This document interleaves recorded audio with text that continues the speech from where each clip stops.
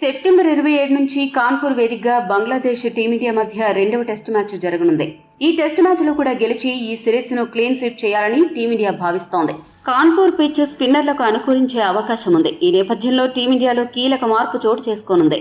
అదే సమయంలో ఓ ముగ్గురు ఆటగాళ్లపై అందరి దృష్టి ఉంది. ఆ వివరాలు ఏంటి? భారత ప్లేయింగ్ 11 ఎలా ఉండబోతోందో ఇప్పుడు చూద్దాం. ముందుగా బ్యాటింగ్ విషయానికొస్తే ఓపెనర్లుగా యశస్వి జైస్వాల్, రోహిత్ శర్మ, వన్డౌన్లో శుభ్మన్ గిల్, 4వ స్థానంలో విరాట్ కోహ్లీ, 5వ ప్లేస్లో రిషబ్ పంత్, 6వ స్థానంలో కేఎల్ రాహుల్ బరిలోకి దిగుతారు. రోహిత్ శర్మ, కోహ్లీ, కేఎల్ రాహుల్ ఈ ముగ్గురు సీనియర్ ఆటగాళ్లు కూడా మొదటి టెస్టులో తీవ్రంగా నిరాశపరిచారు. దీంతో అందరి దృష్టి ఈ ముగ్గురిపైనే ఉంది. వీరు గనక రెండవ టెస్టులో ఆడితే బాగుంటుంది. లేని పక్షంలో వీరిపై విమర్శల వర్షం కురవడం ఖాయం.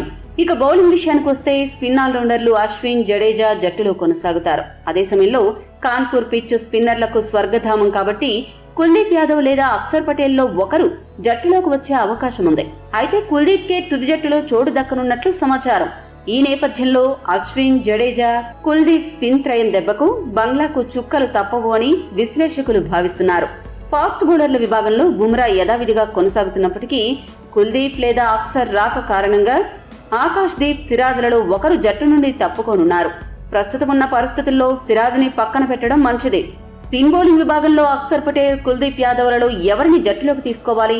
ఫాస్ట్ బౌలర్లలో సిరాజ్, ఆకాష్ దీప్లలో ఎవరిని తప్పించాలో కామెంట్ చేయండి.